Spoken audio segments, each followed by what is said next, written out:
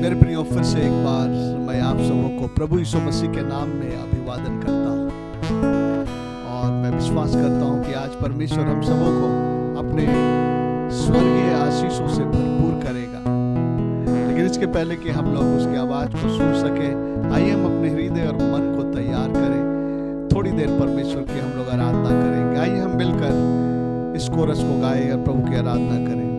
स्तुति आराधना ऊपर जाती है, आशीष लेकर नीचे आती है। स्तुति आराधना ऊपर जाती है, आशीष लेकर नीचे आती है। प्रभु हमारा कितना महान, देखो हमसे करता है प्यार। प्रभु हमारा कितना महान, देखो हमसे करता है प्यार।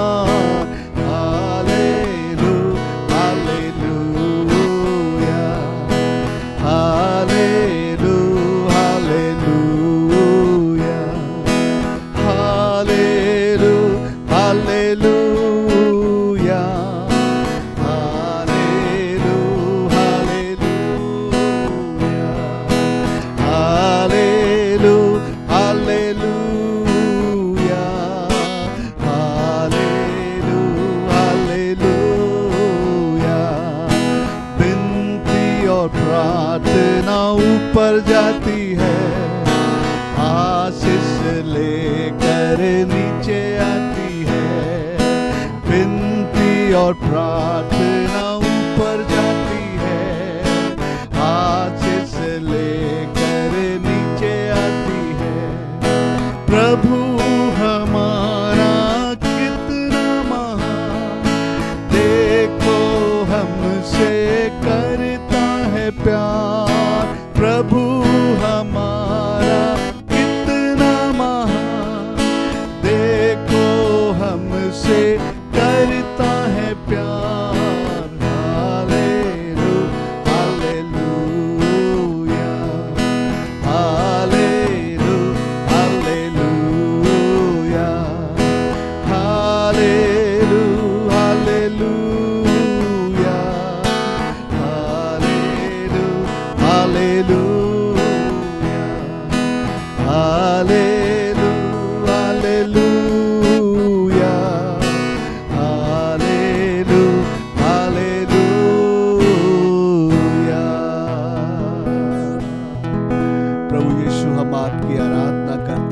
परमेश्वर, हम आपकी आराधना करते हैं। पवित्र आत्मा परमेश्वर, हम अपनी स्तुति तेरी ओर उठाते हैं। प्यारे प्रभु, हमारी आराधना को स्वीकार कर और हमारे बीच में आ। जैसे तेरे वचन में लिखा, इस्राएल का परमेश्वर अपने लोगों की स्तुति रूपी सिंहासन पर विराजमान होते हैं।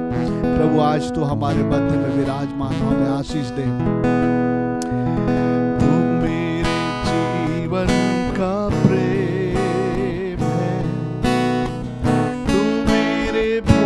का आनंद है, तू मेरे दिल का गीत है। तेरे नाम की स्तुति करूं, तेरे नाम की स्तुति करूं। आइए मिलके गाएं, प्रभु की आराधना करें। तू मेरे जीवन का प्रेम है, तू मेरे भोर का आनंद है। तू मेरे दिल का गीत है, तेरे नाम की स्तुति करूं। गाऊं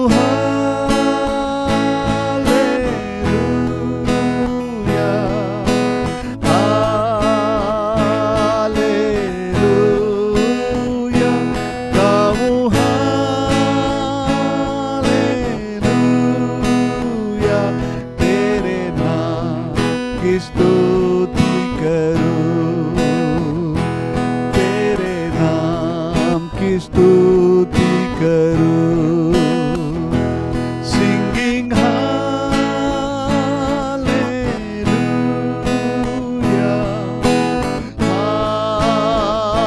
hallelujah, singing hallelujah.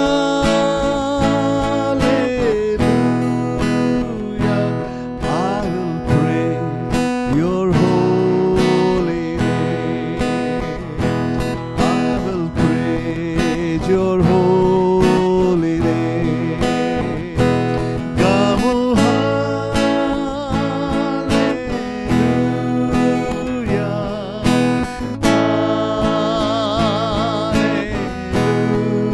hallelujah. Gamu hallelujah. तेरे नाम की स्तुति करूं, तेरे नाम की स्तुति करूं। मेरे प्रियो, मैं परमेश्वर पिता का धन्यवाद करता हूँ। आज फिर से एक बार इस बाइबल अध्ययन में मैं परमेश्वर का वचन आपके पास ले आ पा रहा हूँ। यह सचमुच में बहुत ही अनमोल और बहुमूल्य बात है कि हम परमेश्वर के वचन को हम लोग सीखें। जितना अधिक हम परमेश्वर के वचन को सीखेंगे और उसे अपने जीवन में लागू करेंगे, उतना ही हम परमेश्वर के राज्य के योग्य बनते जाएंगे। इसलिए ये बहुत ही महत्वपूर्ण बात है कि हम नियमित रीति से इस अध्ययन में शामिल हों, अपने नोटबुक, पेन, कलम ले करके और उन सारी बातों को आप नोट कर लें, जिसको आप फिर से अध्ययन कर सकेंगे।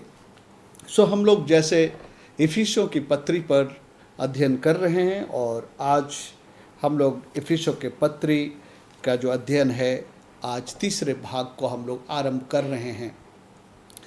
और थोड़ा सा जो है भाग 2 को दोहरा करके मैं भाग 3 में आपको ले जाऊंगा, ताकि जो है आपको पीछे की बातें भी याद आ जाएं, ताकि जो मैं सिखला रहा हूं उसमें आपको पूरी कड़ी प्राप्त हो जाएं। पिछले सप्ताह हम लोगों ने इफिसियों के पत्री और उसका 1 अध्याय 1 पद पर हम लोगों ने मनन किया था और बहुत ही गहराई के साथ में उस हिस्से में से हम लोगों ने मनन किया था। और उस वचन का जो मुख्य वाक्यांश था, उसका मैंने जो है बहुत ही जो है विस्तृत रीति से उसका व्याख्या किया था। अर्थात मसीह यीशु में विश्वासी लोग कौन हैं, और हम लोगों ने 4 वचनों को इस्तेमाल किया था। उसी के आलोक पर हम लोगों ने मसीह के विश्वासियों के बारे में अध्ययन किया था। और मैंने आपको एक ख़ास बात बताया था, इस किताब में बहुत सारे आशीषों की बात लिखी हुई है और ये उन्हीं लोगों को प्राप्त होगा जो लोग मसीह यीशु में विश्वासी हैं। और मैंने एक शब्द आपसे कहा था कि कमरों में जाने के पहले किसी इमारत के आपको गेट से प्रवेश करना पड़ेगा। अगर आप उस द्वार से, उस गेट से अगर प्रवेश नहीं करते हैं तो आप कमरे के अंदर में रखी हुई चीज़ों का भंडार का भागीदार नहीं हो सकते। इसलिए इसका पहला वचन बहुत ही महत्वपूर्ण है, इसलिए मैंने उस पर विस्तृत जानकारी आपको दिया। और मैं आपको स्मरण दिलाना चाहता हूँ, मसीह यीशु के विश्वासी कौन है। विश्वास करने का अर्थ मात्र ये कि हमारे अंदर में जो क्षमता प्रदान की गई है, हमारे बुद्धि में, जिसका इस्तेमाल करके हम किसी चीज़ों पर विश्वास और भरोसा लाते हैं, क्या वो विश्वास के बारे में कह रहा है, ये इससे बढ़ कर के विश्वासी होने की बात कह रहा है। और मैंने आपको बहुत स्पष्ट बताया था इन वचनों के आधार पर कि परमेश्वर के द्वारा सौंपे गए या दिए गए विश्वास पर विश्वास योग्य होना। और इसको हमने उन 4 वचनों से लिया था। और जैसे गलतियों के पत्र 2:20, मैं मसीह के साथ क्रूस पर चढ़ाया गया, अब मैं जीवित ना रहा लेकिन मसीह मुझ में जीवित है, और जो जीवन जो मैं इस देह में जी रहा हूँ वह मसीह यीशु के विश्वास के द्वारा जी रहा हूँ। हिंदी के ट्रांसलेशन में मसीह यीशु के विश्वास पर, ऐसा लगता है कि यीशु पर विश्वास, लेकिन जब आप अंग्रेजी के अनुवाद को पढ़ते हैं किंग जेम्स वर्सन का, जो कि बहुत ही नज़दीकी का अनुवाद है, वो कहता है मसीह के विश्वास के द्वारा, by the faith of Lord Jesus Christ. मसीह पर नहीं, मसीह के विश्वास, मतलब मसीह के पास एक विश्वास है।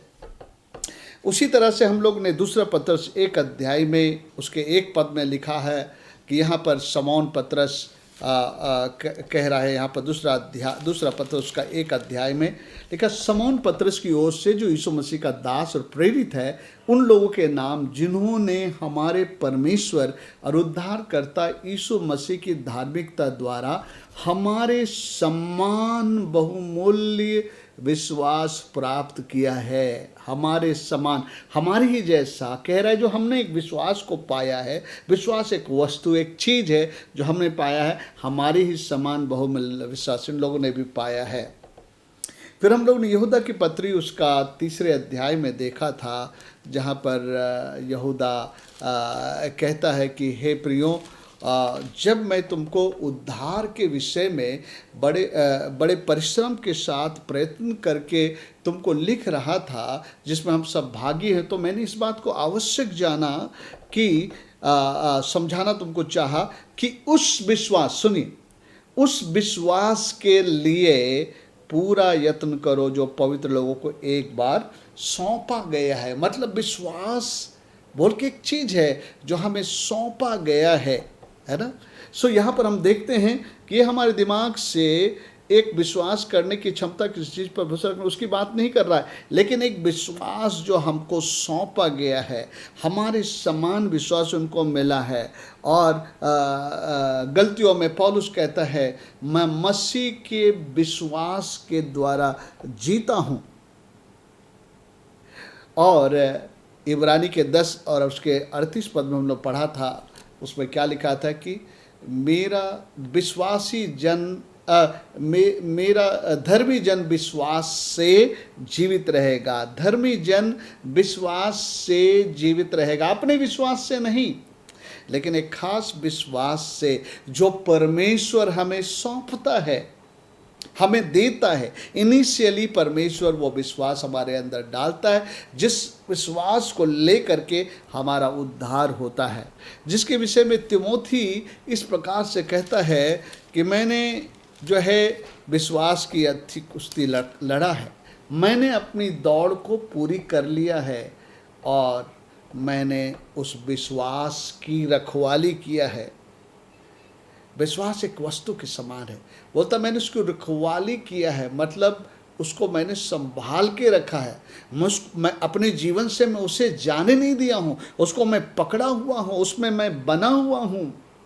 और हमने आपको बताया था ये विश्वास क्या है, आपको याद रखना है, ये परमेश्वर का विश्वास है, और वो परमेश्वर का विश्वास का वचन है। रोमी में पढ़ा था विश्वास का वचन। सो परमेश्वर हमें ये विश्वास का वचन सौंपता है और हमें देता है, और परमेश्वर चाहता है कि इस विश्वास के वचन को हम थामे रखे, उसको सुरक्षित रखे। उसका मतलब है उस विश्वास को पकड़े रहे, उसमें चलते रहे, उस पर मनन करते रहे, और उस विश्वास से बाहर हम लोग ना जाए। और उस विश्वास को परमेश्वर दिन प्रतिदिन बढ़ाता है। परमेश्वर के वचन को पढ़ते हुए, जैसे रोमी 10 का 17 में लिखा है, विश्वास से सुनना और सुनना मसीह के वचन से होता है। सो जैसे जैसे हम परमेश्वर के वचन को पढ़ते हैं, परमेश्वर के वचन को सुनते हैं, तो हम लोग जो है उस विश्वास में बढ़ते जाते हैं। उस विश्वास में दिन प्रतिदिन हम लोग बढ़ते जाते हैं। बाइबल में पौलुस कई जगह कहा है कि विश्वास में और प्रेम में बढ़ते जाओ, बढ़ते जाओ। सो मेरे प्रियो, ये परमेश्वर के द्वारा सौंपा गया विश्वास जो हमारे अंदर है, उसको हमको थामे और पकड़े रहना है।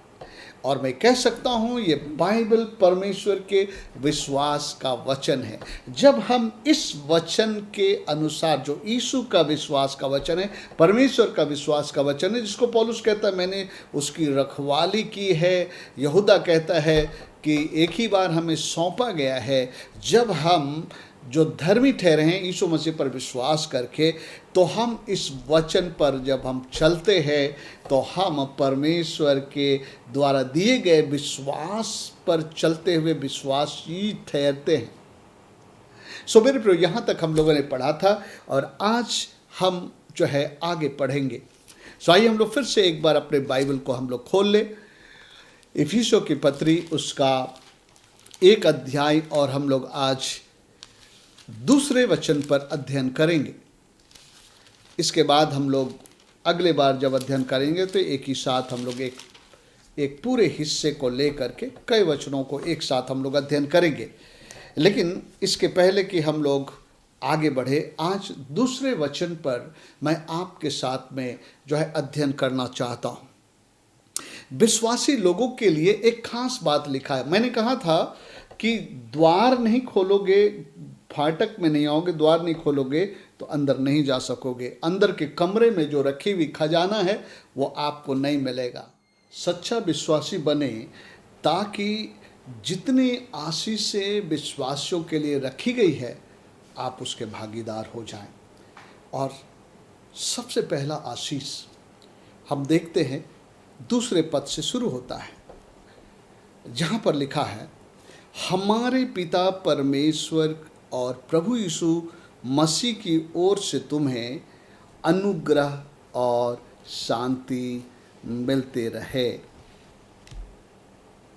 इसका मतलब है जब एक व्यक्ति विश्वासी बन जाता है, उन वचनों के आधार पर या बाइबल में जो परमेश्वर विश्वासियों की कल्पना करता है, जब एक ऐसा विश्वासी एक इंसान बन जाता है तो उसके लिए सबसे पहला आशीष यहाँ हम देखते हैं, हमारे पिता परमेश्वर की ओर से, प्रभु यीशु मसीह की ओर से तुम्हें शांति मिले। आमेन, प्रेज द लॉर्ड। सो मेरे प्रियो, हम इन दोनों बातों पर विचार करेंगे, अर्थात अनुग्रह और शांति, दोनों बातों पर विचार करेंगे, क्योंकि एक विश्वासी के लिए ये बातें लिखी हुई है कि उसको अनुग्रह और शांति मिलेगा। मेरे प्रिय, शांति पर हम लोग थोड़े समय विचार करेंगे। मैं चाहता हूं कि आप शांति के विषय में अच्छी तरह सीखें। मेरे प्रियो, आज सारी दुनिया शांति के तलाश में, किसी भी जाति, धर्म, भाषा के लोग हैं, वो लोग शांति के खोज में, कोई एक ऐसी चीज़ जिसे वो समझते हैं कि मुझको उसकी ज़रूरत है और उसके कमी के कारण जो है वो अपने जीवन में महसूस करते हैं कि वो घुट घुट कर जी रहे हैं, मन महसूस करके जी रहे हैं, और जो है जो अपनी ज़िंदगी का मज़ा नहीं ले पा रहे हैं, और उसको ऐसा समझते हैं ये एक चीज़ है जो शांति नाम की चीज़ है, वो हमारे पास नहीं है। और चूंकि उनके पास सत्य ज्ञान नहीं है, इसलिए वो शांति को दुनिया के बहुत सारी चीज़ों में, बहुत सारे स्थानों में तलाश रहे हैं। कोई तो तंत्र मंत्र का सहारा ले रहा है, कोई अंगूठियाँ पहन रहा है, कोई ताबीज़ पहन रहा है, और कोई सोच रहा है कि वो जो है कुछ तीर्थ स्थानों में अगर वो जाए तो वहाँ उनको शांति मिलेगी। एक बार मैं उत्तर प्रदेश में एक तीर्थ स्थल के पास में प्रभु का वचन सुना रहा था। मेरे हाथ में शुभ संदेश था, जो नया नियम, जो शुभ संदेश के नाम से, मैं उसको अपने हाथों में उठा करके प्रचार कर रहा था कि शांति का संदेश, आइए लीजिए इस पुस्तक को पढ़े, जीवन और शांति का संदेश। एक व्यक्ति दूर से आता हुआ मुझे देखा, बोला शांति कहाँ मिल रही है?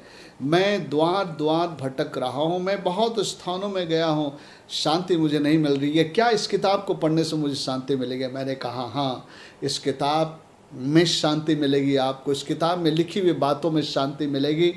और जो है मैंने उनको वो किताब जो है दिया। यानी कि वो व्यक्ति बहुत सारे स्थानों में जा रहा था और वो कह रहा था कि मेरे पास शांति नहीं है। सो लोगों को वो सत्य का ज्ञान नहीं है जो लोगों को शांति दिलाए। वो सोचते हैं कि किसी प्रकार के ऐसे स्रोतों के पास जाए तो दावा करते हैं कि आपको शांति दिलाए, वो आपसे पैसे लेते हैं, आपको वस्तुओं को देते हैं, या आपको बहुत सारी चीज़ों को करने का बताते हैं, ऐसा करोगे तो तुम्हें शांति मिलेगी। लेकिन जो है उन सारी तरीकों से शांति नहीं मिल सकती है। और इसलिए जो है शांति को समझना बहुत ज़रूरी है। शांति का स्रोत क्या है उसको जानना बहुत ज़रूरी है, ताकि आप शांति को जान पाए, शांति को समझ पाए। तो मैं शांति क्या है उसको मैं आपको बताना चाहता हूँ।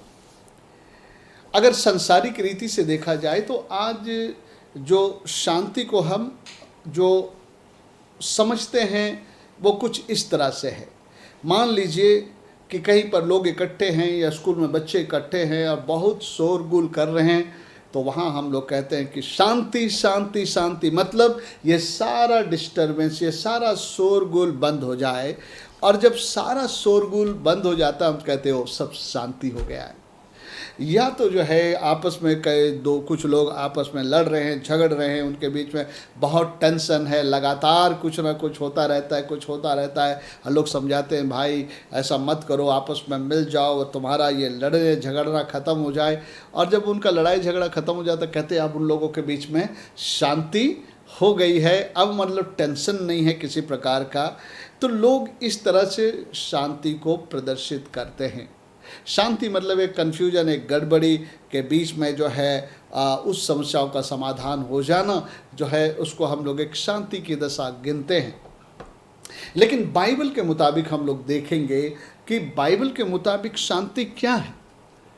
और बाइबल हम लोग जानते हैं कि इब्रानी और यूनानी भाषा में जो है लिखे गए, और इब्रानी भाषा में शांति का जो शब्द है हम लोग जानते हैं वो है शलोम, और परमेश्वर को यहोवा शलोम कहा गया है।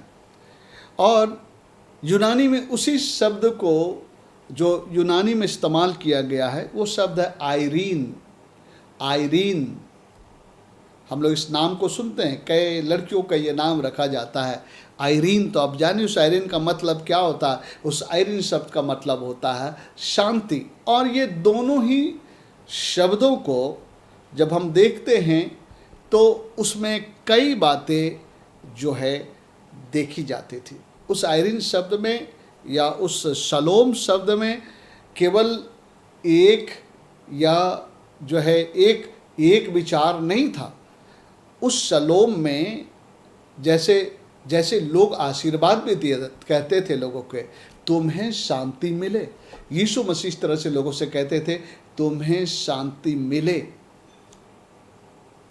Late the peace of God rule your heart, परमेश्वर की शांति तुम्हारे मनों में राज्य करे, इस तरह से कहा जाता था। और जब ये शांति शब्द को उच्चारण किया जाता था तो ये शांति शब्द का कम से कम जो है 4 मायने में बातें होती थी। पहले मैं उसको अलग अलग बताऊंगा, उसके बाद उसको एक परिभाषा देने की कोशिश करूंगा।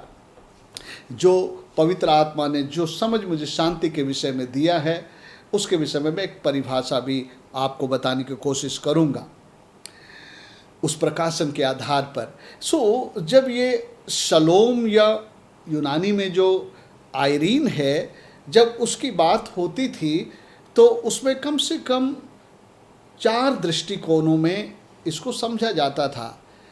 उसका मतलब होता था, शालोम या आयरीन का मतलब होता था जीवन की संपूर्णता का अनुभव, जीवन की संपूर्णता की अनुभव, कंप्लीटनेस।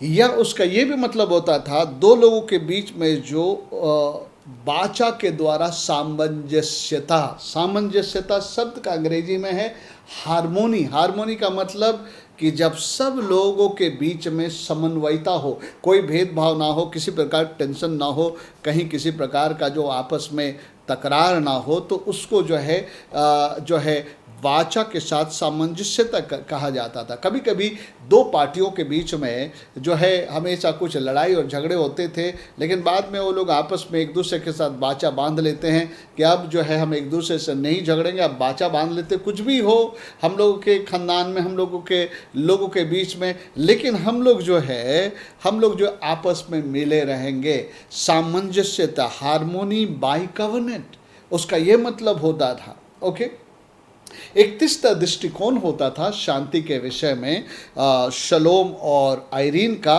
वो था कि तुम्हारे पास संपन्नता, सफलता, तृप्ति और पूर्ण संतुष्टि की अनुभूति हो।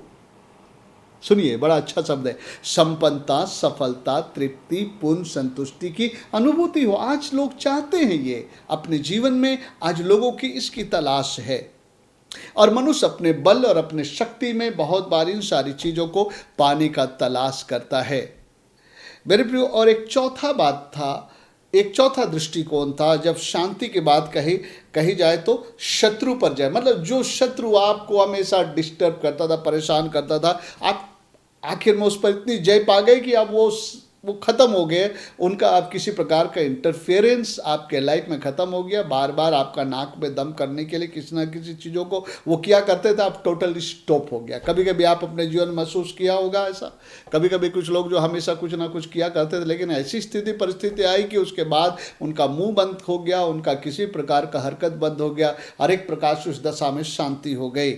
या इसको युद्ध विराम या युद्ध की अनुपस्थिति भी समझा जाता था। देखिए, जब किसी दो देशों के बीच में लड़ाई होती है, एकदम रोज गोली और बारूद चलता है, आवाज़ें हैं और लोगों के अंदर में एक दहशत है, एक परेशानी है, लेकिन जब ये सब गोली बारी बंद हो जाता है, सीज फायर हो जाती है, विराम हो जाता है, तो लोगों को बड़ा जो है शांति महसूस होता है। मतलब अब भय से मुक्त हो जाते हैं, अब चिंता से मुक्त हो जाते हैं और तनाव से मुक्त हो जाते हैं, और उसको शांति की दशा की कहा जाता था। सो शलोम और आयरीन का जो मतलब, जिसको शांति के रूप में हम लोग कहते हैं हिंदी में, उसका मतलब ये होता था।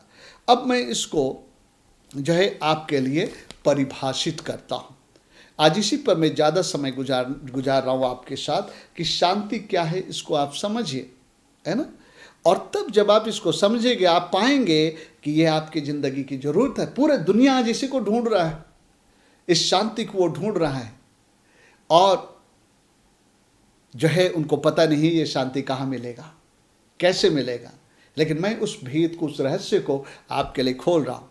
सो मैं हिंदी और अंग्रेजी दोनों में इसके परिभाषा को मैं बताता हूँ।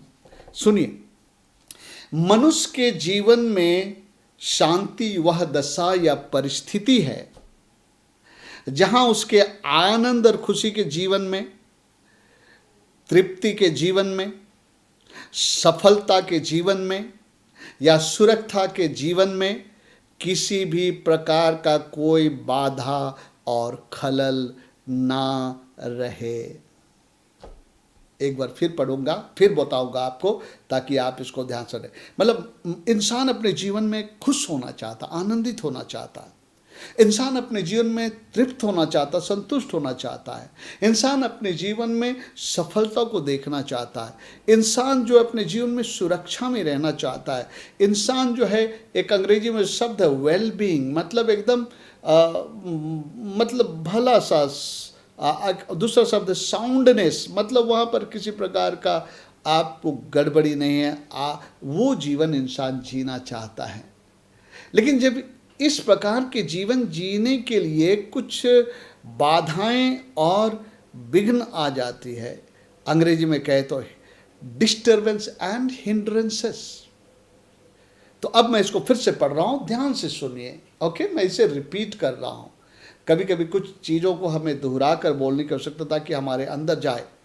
मनुष्य के जीवन में शांति वह दशा या परिस्थिति है जहां उसके आनंद और खुशी के जीवन में, संतुष्टि और तृप्ति के जीवन में, सफलता के जीवन में, सुरक्षा के जीवन में किसी प्रकार का बाधा और खलल ना रह जाए या बना ना रहे।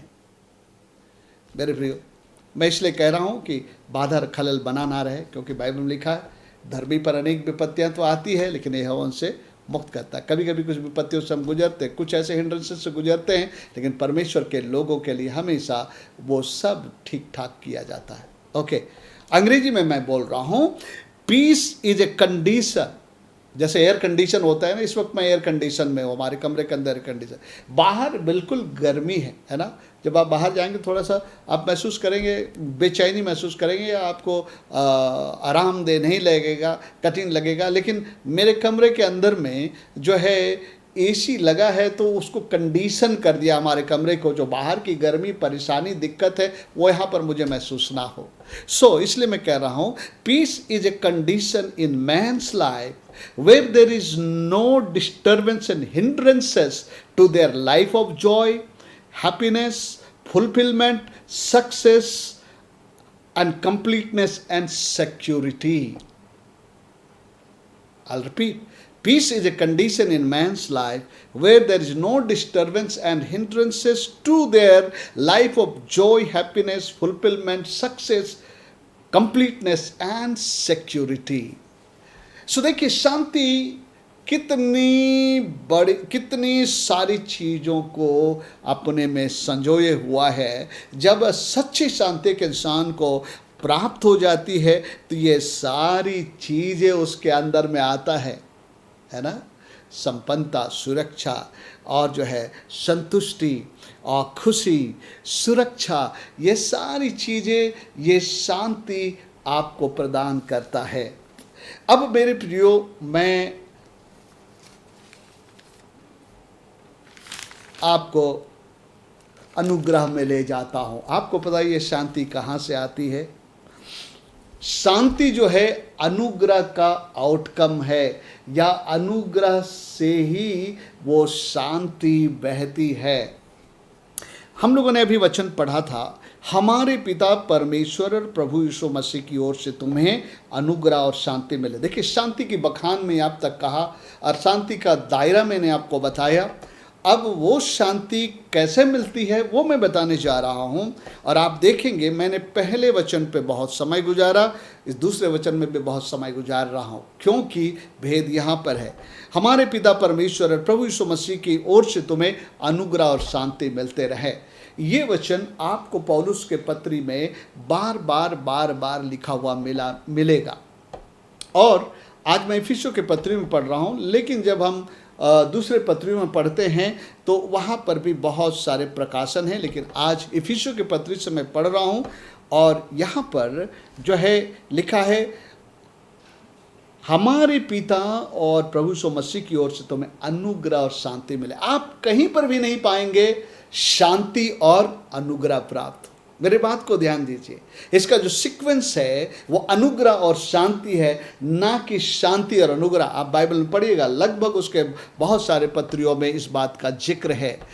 ऐसा क्यों है? क्यों अनुग्रह तब जो है शांति? मेरे प्रियो, अभी मैं इन तीन चीज़ों को मैं जोड़ता हूँ। शांति की तलाश में जो लोग हैं, नंबर 1 चीज है विश्वासी, परमेश्वर का विश्वासी। विश्वासी जब एक व्यक्ति बन जाता है तो अनुग्रह उसको मिलती है। जब तक विश्वास में व्यक्ति नहीं आया तब तक अनुग्रह उसके लिए नहीं खुलता है। विश्वास में जब वो जुड़ जाता है परमेश्वर के साथ, तो परमेश्वर उसको एक अद्भुत सी चीज जो है, जिसको अनुग्रह कहते हैं, उससे परमेश्वर जोड़ देता है। पहले पद में विश्वासी बनने के बारे में लिखा, दूसरे पद में लिखता है कि अनुग्रह और शांति। अनुग्रह एक वो वस्तु है जिससे शांति बाहर निकलती है। मेरे प्रियो, बाइबल में जितने प्रकार की आशीषें हैं ना, वो परमेश्वर के अनुग्रह से निकलती है। They issue out of grace. अभी मैं आपको ग्रेस के बारे में थोड़ा सा बताऊंगा। ऑलरेडी इसके संबंध में मैंने सीरीज में आपको स्टडी दिलाया है पहले। अगर आप उसको भूल गए होंगे तो आज आपको याद आ जाएगा। विश्वासियों के लिए पिता परमेश्वर और प्रभु यीशु मसीह की ओर से अनुग्रह मिलती है। ये अनुग्रह वो वस्तु है जिसमें से शांति बाहर आती है। आप अपने घर में देखे होंगे, कभी कभी आप लोग कपूर की गोली रखते हैं। देखिए, वो कपूर की गोली जो है वो सुगंध जो उससे निकलता वो नहीं है। सुगंध जो कपूर की गोली नहीं है, लेकिन गोली, कपूर की गोली जो लेप्थलील है, उसके अंदर में एक सुगंध है जो उसमें से निकल के बहता है। उसका मतलब अनुग्रह एक ऐसा परमेश्वर का प्रबंध है हमारे जीवन से, जिसमें से बहुत प्रकार की आशीषें बहती है। बाइबल में जब उद्धार का बात कहा जाता है तो ये उद्धार भी उसी अनुग्रह से हमको मिलता है। जब हम विश्वास करते हैं तो उस विश्वास के कारण हमको प्रभु अपने अनुग्रह देता है, और उस अनुग्रह के द्वारा हमारा उद्धार होता है। मैं आपको दिखलाता हूं इफिसी 2 अध्याय, और आइए हम लोग देखते हैं 8 पद। क्योंकि विश्वास के द्वारा, देखिए पहला बात है विश्वास। इफिसियों का पहला अध्याय पहला पद है विश्वास के बारे में।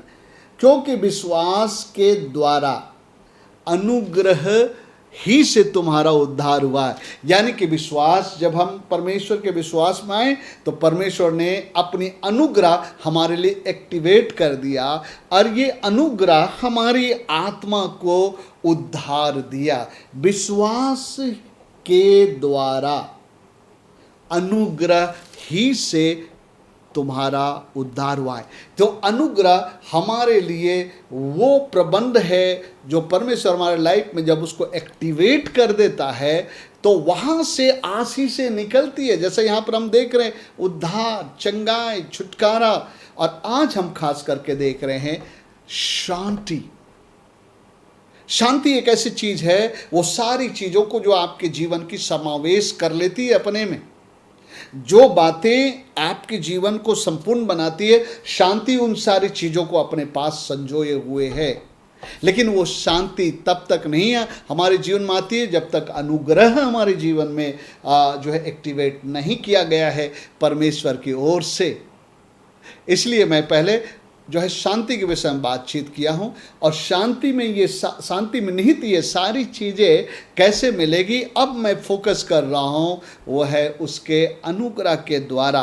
क्योंकि हम लोग देखते हैं कि हमारे पिता परमेश्वर यीशु मसीह के द्वारा तुम्हें पहले अनुग्रह मिले, फिर अनुग्रह से तुमको शांति मिले। जब ये अनुग्रह के आप भागीदार हो जाते हैं विश्वास करने के द्वारा, तो फिर उसके बाद ये अनुग्रह में से निकलने वाली चीज़ें हमारे होने लगती है। उद्धार उस अनुग्रह से निकलता है, आशीष उस अनुग्रह से निकलती है, शांति उससे निकलता है, और हम उसके भागी हो जाते हैं। तो ये 3 चीज़ बहुत इंपॉर्टेंट है। विश्वास जिसके द्वारा आप अनुग्रह आपके भागीदार हो जाते हैं, फिर ये अनुग्रह से हमारे जीवन के लिए हर बातें निकलती है, हर आशीष से निकलती है, और शांति भी जो है परमेश्वर का एक अद्भुत बड़ा महान आशीष है। मेरे प्रियो, शांति को कोई खरीद नहीं सकता है। शांति परमेश्वर का वरदान है।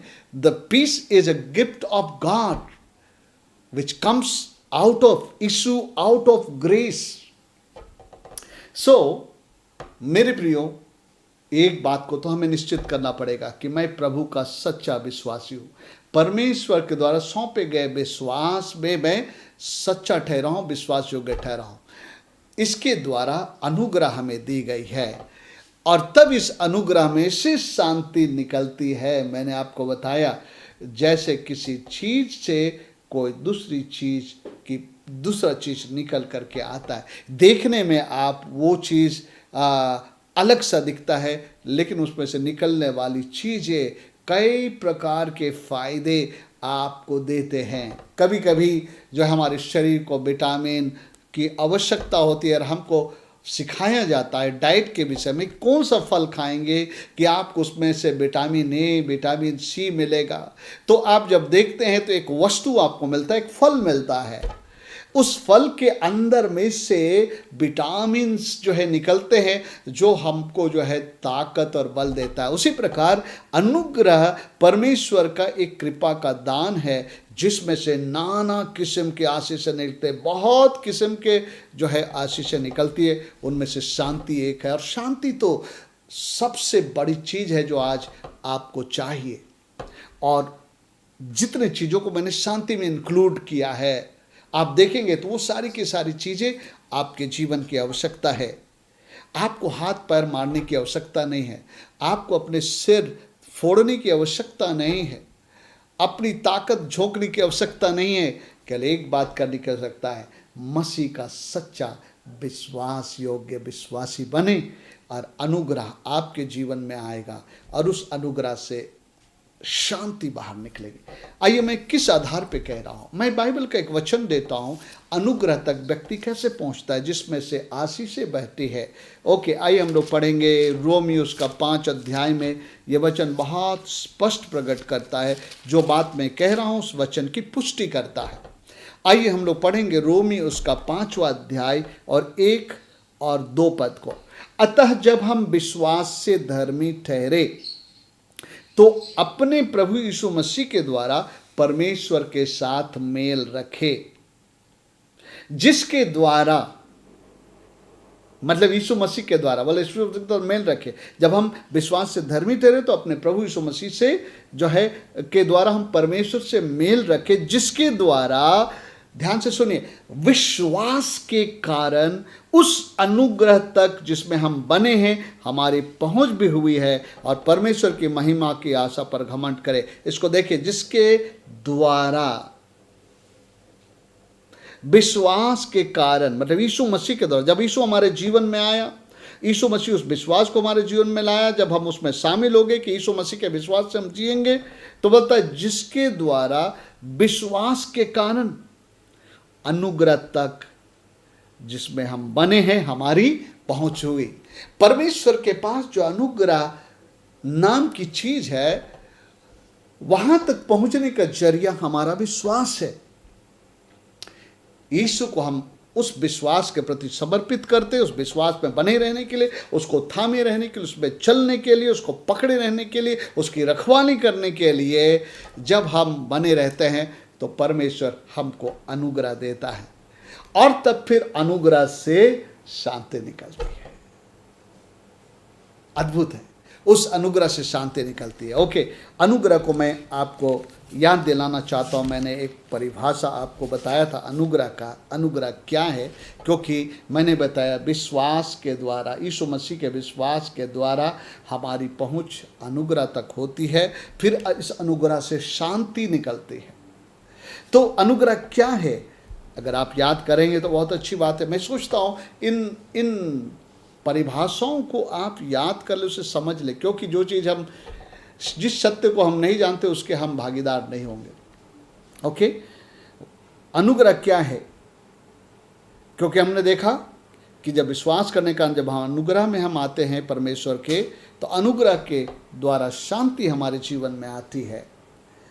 अनुग्रह परमेश्वर की ओर से मानव जाति के लिए बहने वाले कृपा के दान का प्रबंध है। ध्यान से सुनिए, अनुग्रह परमेश्वर की ओर से, मेरे इशारे को देखो, अनुग्रह परमेश्वर की ओर से मानव जाति के लिए बहने वाले कृपा के दान का प्रबंध है। Favour, provision of God's favour, हाँ, जो यानी कि अनुग्रह उन बातों को पाने या करने की जिसमें हमें क्षमता योग्यता नहीं है, वो हमें देता है या दिलाता है, आत्मिक क्षेत्र में भी शारीरिक क्षेत्र में। यानी कि परमेश्वर का अनुग्रह जो परमेश्वर हमारे लिए बहाता है, वो परमेश्वर की कृपा का दान है। तो जिन बातों के लिए हमारे अंदर में क्षमता और योग्यता नहीं है, उन बातों को परमेश्वर अपने अनुग्रह के द्वारा हमें प्रदान करता है। जो बातों को करने की क्षमता, काबिलियत नहीं है, परमेश्वर का अनुग्रह हमें उन बातों को करने और पाने के लिए एम्पावर कर देता है, हमारे अंदर में उसके लिए क्षमता डाल देता है, हमारे लिए उसके लिए रास्ता खोल देता है। और परमेश्वर जो है, परमेश्वर का हर प्रकार का आशीष उससे बहता है। सो मेरे प्रियो, शांति जिसका मैंने वर्णन किया, उस शांति के अंदर में बाइबल में जब शांति का, इसलिए परमेश्वर कहता है परमेश्वर की शांति तुम्हें मिले। बाइबल में बताता है कि परमेश्वर हमें वैसी शांति नहीं देता जैसे ये संसार देता है। यीशु मसीह ने कहा, मैं तुम्हें अपनी शांति दिए जाता हूँ। संसार की शांति जो है वो हमें, संसार हमें तसल्ली देता है, संसार हमें ढाढ़स देता है, उधर मत करो, चिंता तुम्हारे लिए हो जाएगा। लेकिन परमेश्वर ऐसे शांति नहीं देता है। परमेश्वर हमें उन चीज़ों को प्रदान करता है जो शांति का रूप हमारे जीवन में लेता है। सो मेरे प्रियो, आइए हम इन 3 बातों को अपने जीवन में आज याद कर ले। विश्वास, अनुग्रह और शांति। विश्वास, अनुग्रह, उद्धार। विश्वास, अनुग्रह, सफलता। विश्वास, अनुग्रह और जो है सुरक्षा। विश्वास, अनुग्रह, संपूर्णता। विश्वास, अनुग्रह, तृप्ति। ये भेद की बात, जब आप विश्वास करते हैं तो आप जो है उस खजाने के भंडार के लिए द्वार खोलते हैं। और जब विश्वास, सच्चे विश्वास में पाते हैं तो सबसे पहला जो खजाना आपके लिखा है, नंबर 1 है, वो है अनुग्रह। फिर यही अनुग्रह आपके जीवन में आपको माला माल करता रहेगा। हर बार आप कहेंगे मुझे विश्वास नहीं हो रहा है, ये कैसे हो गया। आप कहेंगे मुझे विश्वास नहीं हो रहा है कि मैं कभी ये कर पाऊंगा। मुझे विश्वास नहीं हो रहा है कि आज मैं इस जगह पहुंच गया हूं। मेरे प्रियो, पौलुस भी एक दिन कहता है, आज मैं जो कुछ हूं सो केवल परमेश्वर के अनुग्रह से हूं। सो मेरे प्रियो,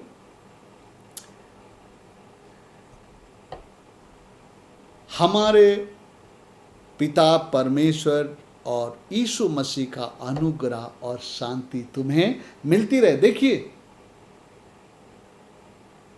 ये मिलती रहे है, कंटिन्यूअस टेंस है, मिलती रहे। ऐसा नहीं कि आपको एक समय में परमेश्वर ने दिया उसके बाद जो है खत्म हो गया, नहीं।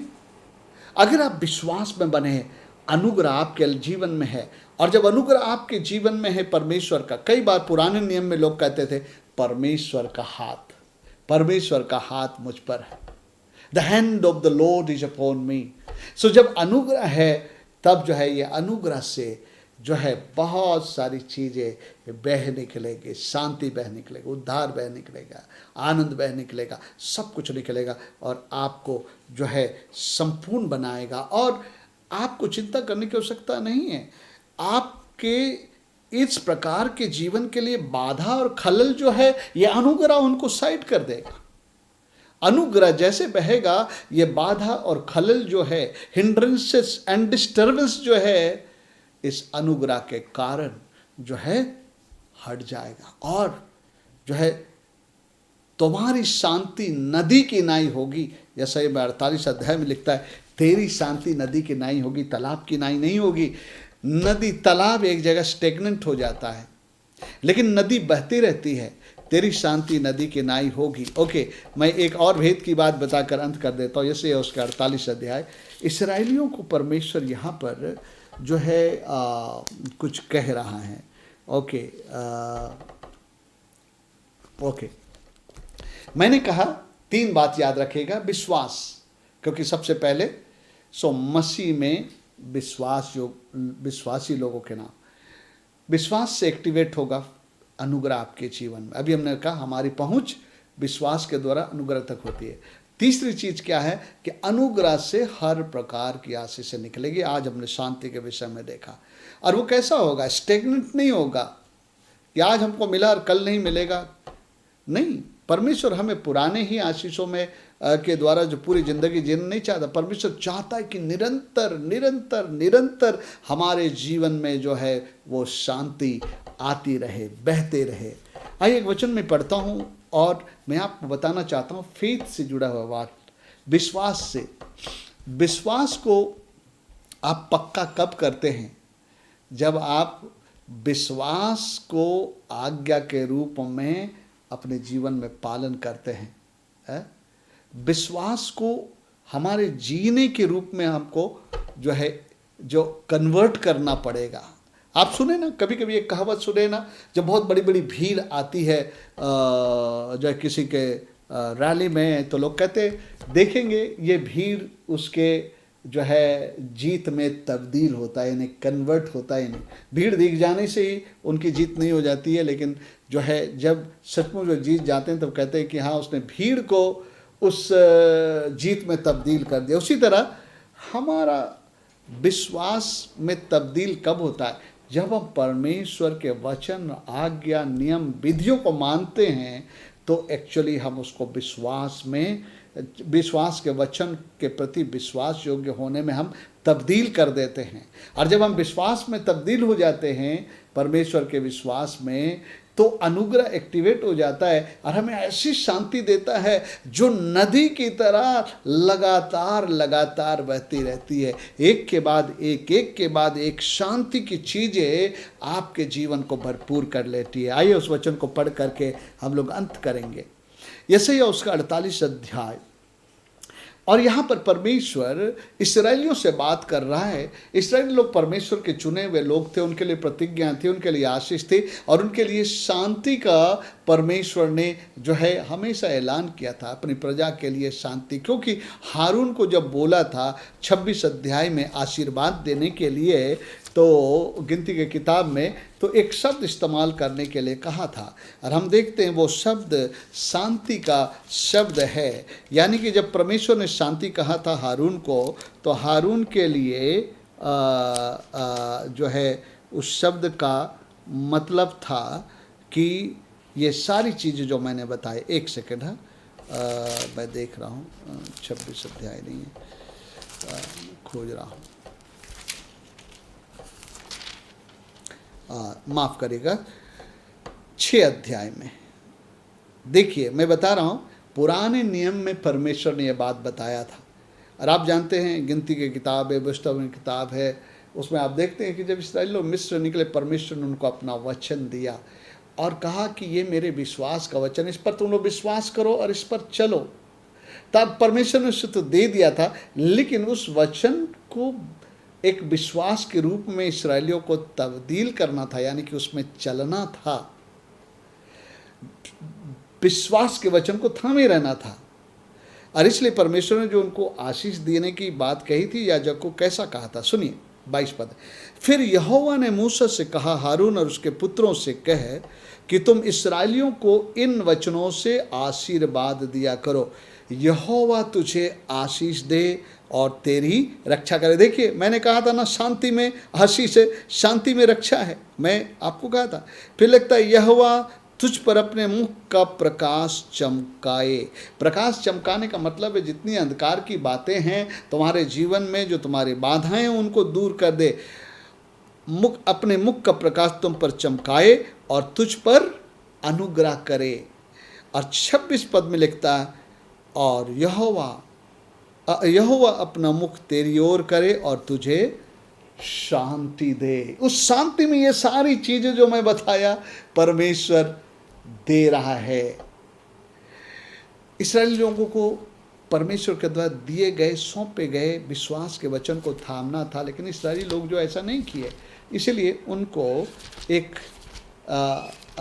जो है बात परमेश्वर कह रहा है, याद दिला रहा है, काश तुम मेरी बातों को, मेरे विश्वास के वचन को मानते, आज्ञा को पालन करते, उसे अपने, मैं सचमुच में आपका विश्वासी हूँ करके अगर तुम इस बात को प्रमाणित करते, तो आज तेरी नदी शांति के नाई होती।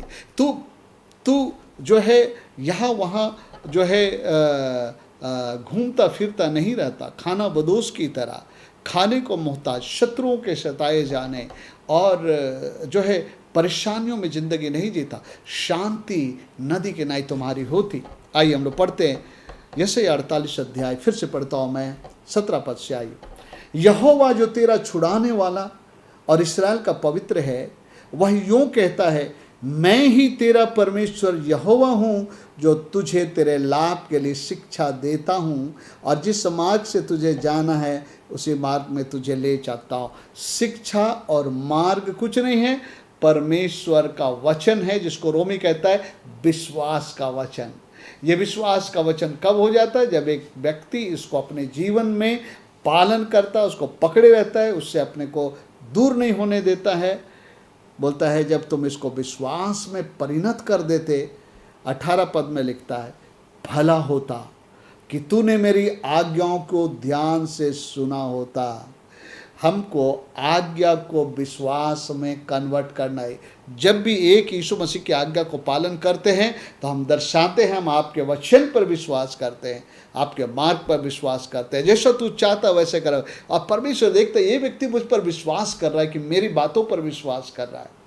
तब आगे क्या लिखा है, भला होता कि तूने मेरी आज्ञाओं को ध्यान से सुना होता, तब तेरी शांति नदी के समान और तेरा धर्म समुद्र के लहरों के समान होता।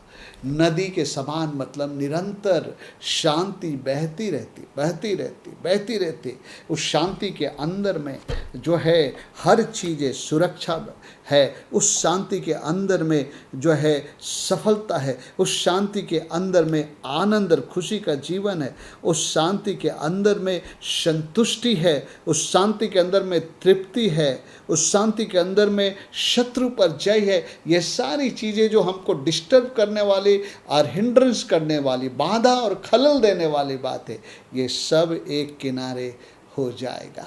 आपको मालूम है बाइबल में लिखा, जब शत्रु महानद किनारे आएगा, शत्रु जब बाढ़ किनारे आएगा, तो परमेश्वर जो है उसके खिलाफ में जो है दीवार खड़ी करेगा। मेरे प्रियो, जब अनुग्रह बहता है ना, शत्रु खड़ा नहीं रह सकता है। आपके जीवन को शांति में बनाए रखने के लिए बाधा नहीं पहुंचा सकता, खलल नहीं दे सकता है। सो मेरे प्रियो, क्या आपने परमेश्वर के आज्ञा और वचन, जो उसका विश्वास का वचन है, उसको आपने विश्वास में परिणत कर दिया? आपने प्रमाणित किया कि हाँ यीशु, जो वचन, जो विश्वास तूने मुझे सौंपा है, अब मैं उसको पकड़ा रहूँगा, उसी में चलता रहूँगा। अगर आपने ऐसा किया है, आपने ये निर्णय लिया है, तो परमेश्वर अनुग्रह को आपके लिए खोल दिया है। और जब ये अनुग्रह आपके लिए खुल गया मेरे प्रियो, आपके पास एक बहुत बड़ा स्कोप है। उस स्कोप में आप ना जाने कितने ऊंचाइयों को छू लेंगे, कितने आशीषों को देखेंगे, अपने पीढ़ियों को आशीषित होते देखेंगे।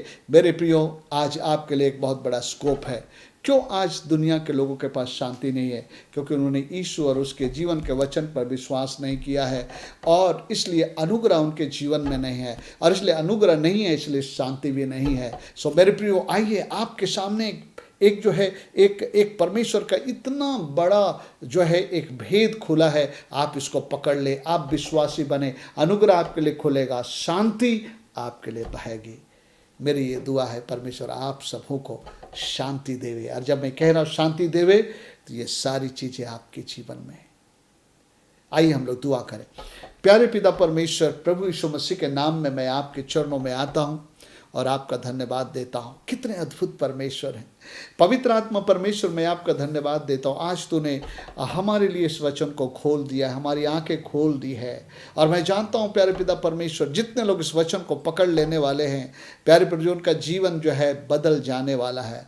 मेरे प्रभु, निराशा से आशा में, असफलता से सफलता में, गरीबी से संपन्नता में, और असुरक्षापन से सुरक्षा में, और मेरे प्रभु, शत्रुओं के द्वारा सताए जाने से, हर चीज़ से जो है वो मुक्त होकर के अपने जीवन में आगे बढ़ेंगे।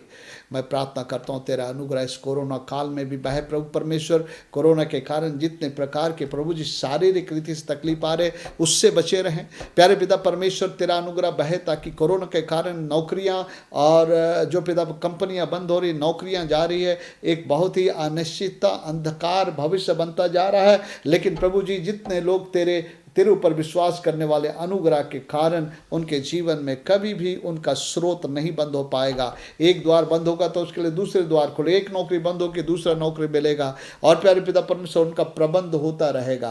प्रभु परमेश्वर, मैं आपका धन्यवाद देता हूँ और आज मैं प्रार्थना करता हूँ प्रभु, आपके शांति के अंदर में जितनी चीज़ें हैं, आज प्रभु परमेश्वर जितने भी सुनने वाले उनके जीवन में उस शांति को तो ला प्रभु जी, उस शांति के परिणाम को उन सबों के जीवन में ला, अनुग्रह दे। प्यारे पिता परमेश्वर, एक एक जन को तू आशीष दे, सबकी सुरक्षा कर, शांति दे। प्रभु, आज लोग घबराए हुए हैं, डरे हुए हैं, मैं बाहर जा रहा हूँ, कहाँ मुझे कोरोना हो जाए। लेकिन प्रभु, तेरी शांति जब लोगों के जीवन में बहती है तो ये चीज़ें उनको छू नहीं सकती है। मैं प्रार्थना करता हूँ पिता परमेश्वर, तू अनुग्रह कर, एक एक को मैं तेरे हाथ में सौंपता, सबको आत्मिक, शारीरिक, मानसिक और आर्थिक रीति से आशीष देना।